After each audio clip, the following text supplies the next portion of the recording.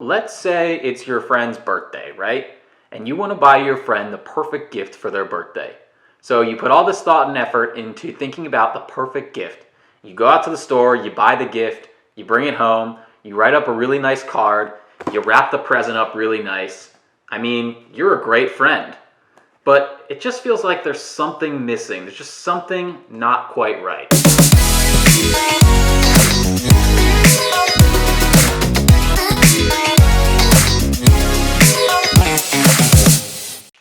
The bow. See, without the bow, it's just a box wrapped in pretty paper. But when you put the bow on, now it looks like a real gift.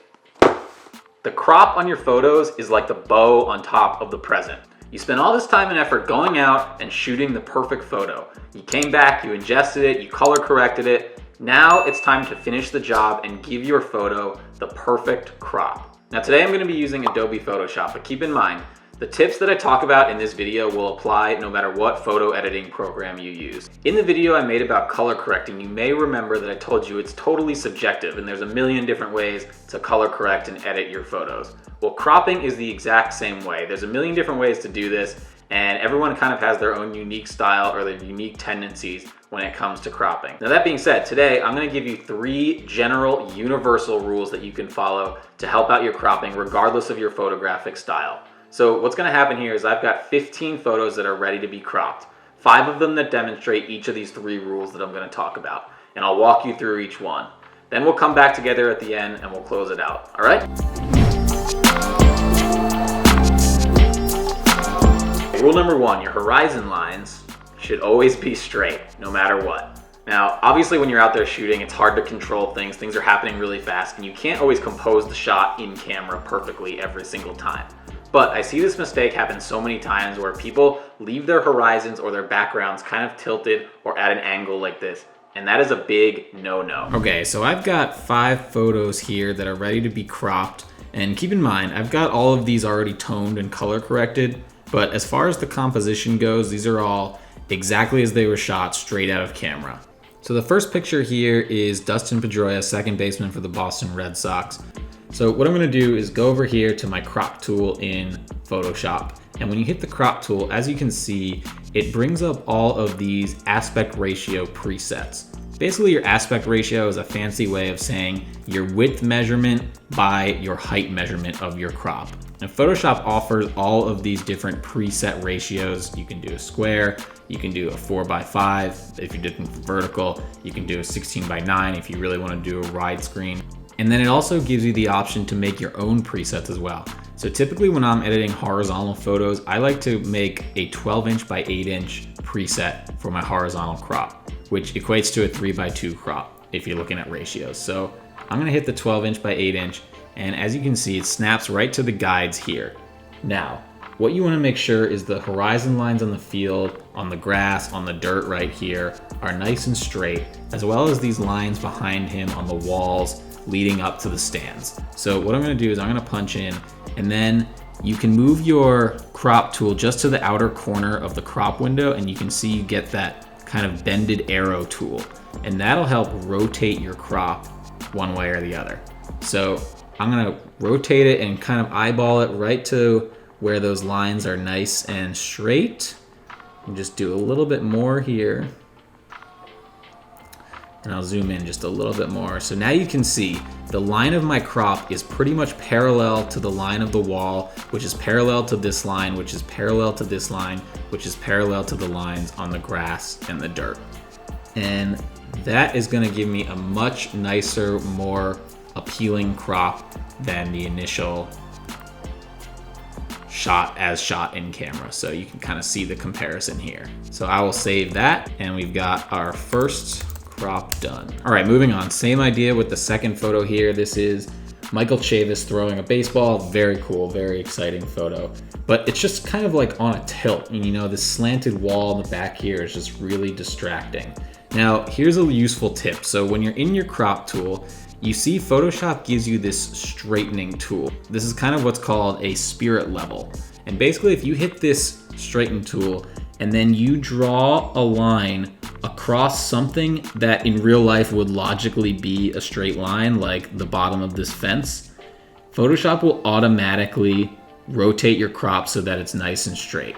Now you can see I'm just barely getting his knee in, so I'm gonna do a little bit of adjustment here, and I also have this guy on the right-hand side. So I'm gonna pull this side in and maybe just rotate this back a tiny bit just so I don't cut off the bottom of his knee right there. Arrow down just a little bit. And now I've got a nice, straight, clean crop. And you can see the difference from before. So we'll save that, and we've got our number 2 done. Now, when you're shooting live sports or anything that's moving quickly, you can't always frame your shot up perfectly. Things are just moving fast. And, you know, in this scenario, this is a ball coming off the bat, probably at close to somewhere around 100 miles per hour. Obviously, it's very crooked because you needed to pan over to the infield so quickly. But luckily, we can fix this up nice and straight, and you've got a really solid action frame here. So what I'm gonna do is I'm gonna crop in just a little bit more, and again, just line up those upper and lower lines of my crop window so that they're parallel with those markers, like the lines on the wall, the line of the grass, the line of the dirt. And that way, we've got a really nice, straight, even crop, and you've got a solid action photo. You see how much better that looks than this? Just a nice solid action frame with a nice impactful straight crop. So we will go ahead and save that. So remember, I said these are general rules and they don't just apply just to sports photography. You can use these rules and concepts for any type of photography. So here's a shot from a wedding. You get this couple having a nice moment on the bridge, kind of a moody shot overall. And I was standing on some rocks or something, so it was hard to get kind of like even footing and get a level shot. Luckily, with this photo, we've got this bridge that gives us these beautiful straight lines that we can use as a reference point. So I'm gonna pull in just a little bit here to start. And then again, I'm gonna use that spirit level, that straightening tool. And basically I'm just gonna drag a line right here on the top piece of wood on this bridge. And that's gonna give me a nice starting point. Now, I don't have to use that as my final, but it just gives me a starting point to work with. I'm gonna move it down just a tiny bit here. And now we've got a nice, straight, even photo to look at. We're not feeling kind of off balance. We're not feeling kind of tilted like we were before. So that's the before, and that's the after. Save that. And you know, this way of thinking is even useful for what you would consider a very mundane or very average photo. This photo is pretty much as normcore as it gets. It's a person talking at a podium during an event. And you might be thinking, you know, there's only so many ways that you can crop this shot. And well, that's kind of true, but paying attention to the little details like horizons really does make a difference, and it separates the great editors from the good ones. So in this case, I'm going to crop in a little bit here, and I'm gonna crop out this extra person kind of creeping into the frame, and I'm also gonna get rid of this Bank of America logo, which I really don't want in my shot. And then what I'm gonna do is I'm gonna try and just line up these left side guide markers and these right side guide markers in a parallel line fashion to this center black and white divider line that's going down the center of the frame. That's my kind of point of reference as to something that's happening in the photo that you know in real life is a straight line, and you can match your crop up to go along with that. So I'm gonna use my rotation tool, and like I said, just try and line those outer edges up so that they're parallel to that black and white line.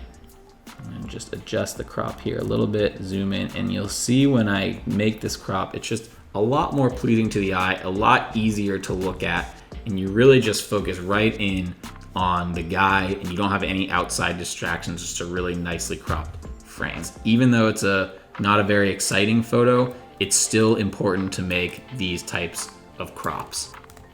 And there you go. So just to review, straightening your horizons always makes a difference. It just makes your photos a lot more professional, a lot more easy, and appealing to look at.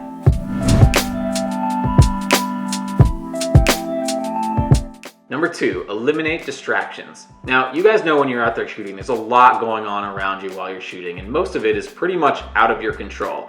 And as a result, sometimes things just kind of end up in your frame or in your picture that you don't want to be in the picture at all. So luckily with the magic of cropping, there's a lot you can do to eliminate and get rid of those unwanted distractions.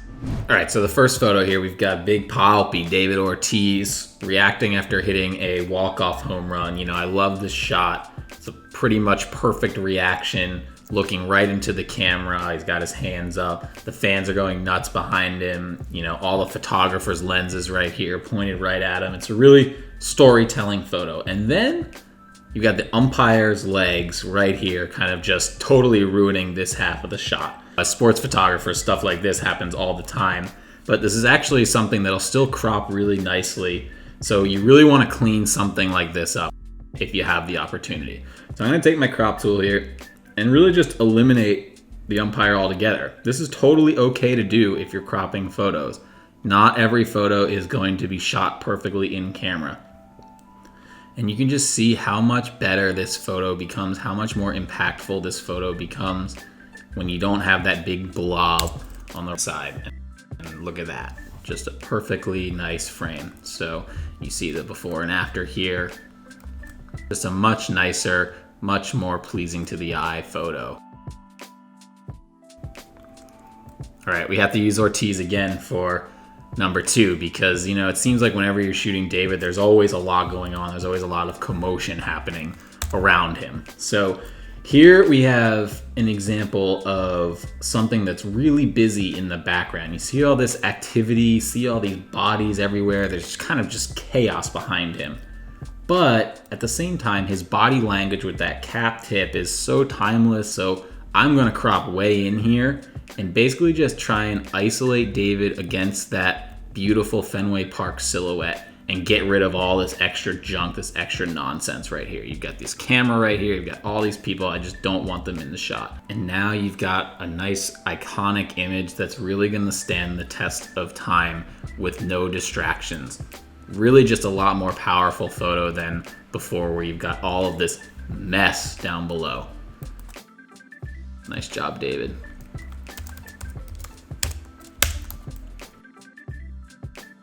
Now, cropping also helps you tell a better visual story. And one thing that doesn't contribute to your story most of the time is advertising. So this is Steve Pearce rounding the bases. He hit a home run in the World Series in 2018 at Dodger Stadium.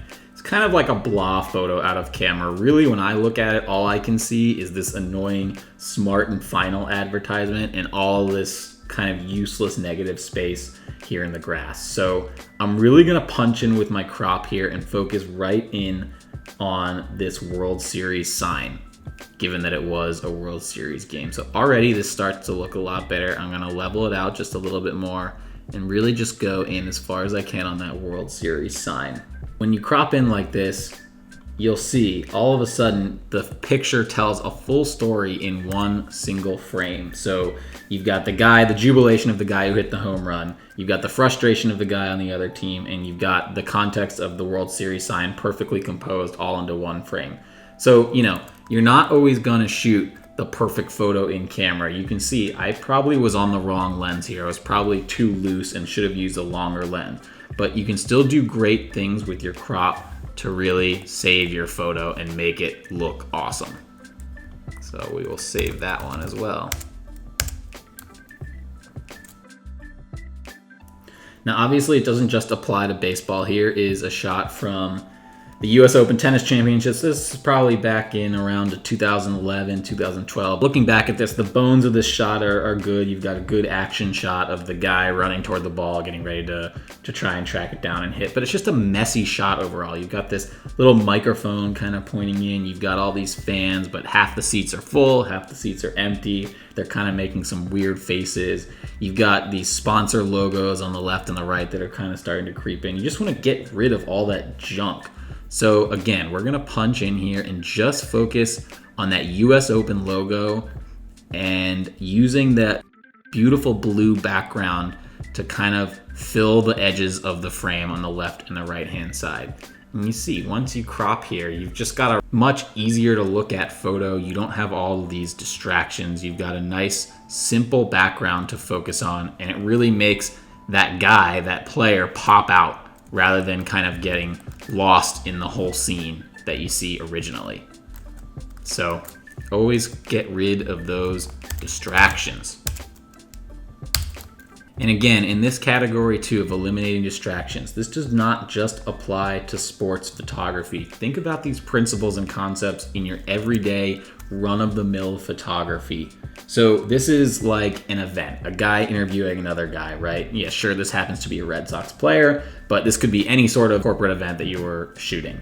So, it's a fine shot, but all I can really see is these heads popping out from behind the curtain here. I don't know if that's the crew or somebody else looking on, but for me, it just kind of is super distracting and a detail that doesn't necessarily need to be there. So why not take your crop and just utilize this beautiful blue curtain backdrop to your advantage? And that way, your guys will really stand out, really pop against that blue. And you've got all 5 of these photos nicely cropped with all of the distractions gone. So again, looking at the before and afters, when you really eliminate the distractions and you focus in on what you're trying to show, you get a much nicer set of photos and a much more impactful, bold looking set of photos. And you're not distracted by all the junk that's around. Finally, if you ask me, I'd tell you that the background is just as important, if not more important, than the actual subject matter of the photo itself. And you always want to look for simple, non-distracting backgrounds. Now, in the business of photography, we call these clean backgrounds. And a clean background is really going to go a long way in giving your image that extra impact and making your subjects really pop off the background. This one makes it pretty clear. We've got Eduardo Rodriguez pitching here at spring training. And the clean part of that photo is where? It's that big open green space, that wall right behind him. So we need to use that to our advantage. So I'm gonna take my crop tool and I'm gonna close in just right on that part right there, right around the pitcher, and getting rid of this other junk on the edges, like all these other players. And once you crop, boom, you've got a really nice crop, a nice clean background that's about as clean as you can possibly get. And just, again, much more impactful. You got that red that really pops off against that green, and it just looks much better when you crop in nice and clean like that. Okay, another one here from spring training. We've got Michael Chavis walking through the tunnel, putting on his shades. So it's kind of like an okay picture, right? It could pass, sure, but I also think we could make it a lot better. So clean and green, again, is your friend here. So you've got this trash can here, that's ugly. You've got this catcher's gear, that's ugly. You've got this kind of hideous cement wall. Get rid of all that, just cut it all out and you'll get a much nicer photo. So I'm gonna crop nice and tight, and you don't wanna be afraid to go in tight. Going tight in on photos is really okay. And I'm just gonna crop it straight to the green here. And I think that's just a much nicer, much easier to look at photo, pleasing on the eye than we had before. Nice work. So we'll save that one up.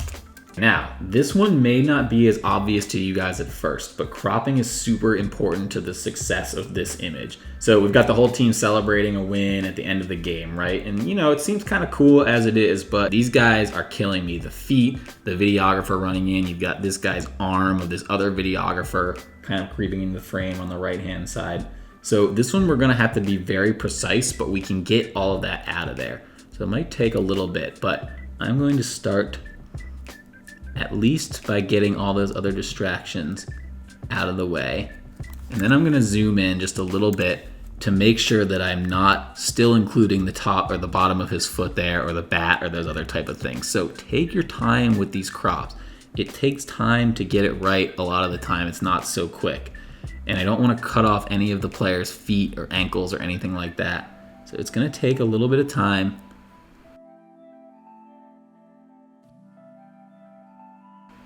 I'm gonna rotate it just a little bit. And then that should just about do it. A little bit tricky to do, but you can see we've got a really nice, clean crop here. No distractions on the outside. If you look at the before, kind of a messy frame, and the celebration, which is what you want to show, really gets lost. Now, if you punch in, finally, you've got this really nice, clean frame of the whole team celebrating. So took a little bit more time, but well worth it to kind of save your photo in the end. Now, one more time, this is not just about sports, all right? I shoot sports a lot, but this can apply to anything, even your run-of-the-mill, mundane, everyday photos. So here's a guy speaking at a microphone, and it's like a fine shot, but you've got these ugly speakers and wires on the left-hand side. You've got kind of these people looking on the other side, but clearly they're not the focus of your photo. So why not just kind of crop straight in on that sign, go clean to the edge here on the right-hand side, give it a little rotation so that your levels and your horizons are nice and straight. And this simple little crop right here makes all the world of difference as far as the impact of that photo and what you're trying to show. So the before and the after on a basic photo. And the cropping principles also apply to portraits as well. So this is a shot of Chelsea Scott, who's an awesome blogger, a friend of mine.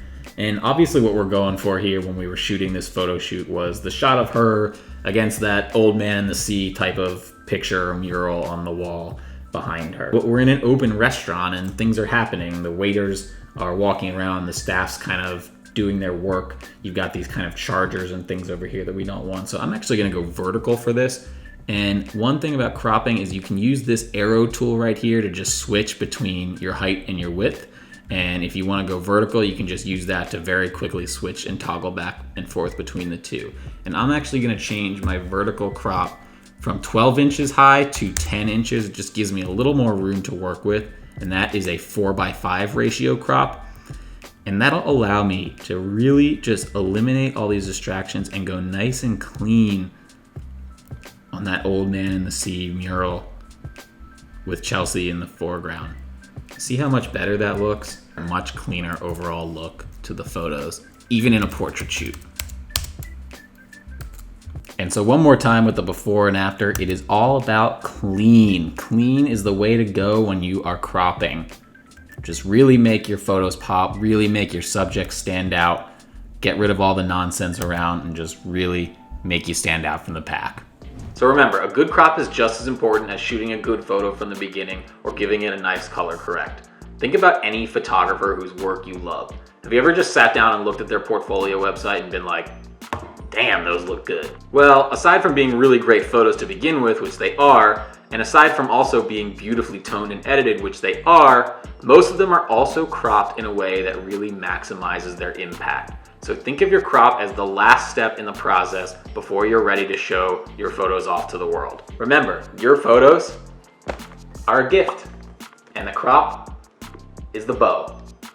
All right, I know you want me to open it, so I'll open it now, but just remember to subscribe and give me a like if you like what you saw. Aww, tissues. You knew just what I wanted. It's allergy season.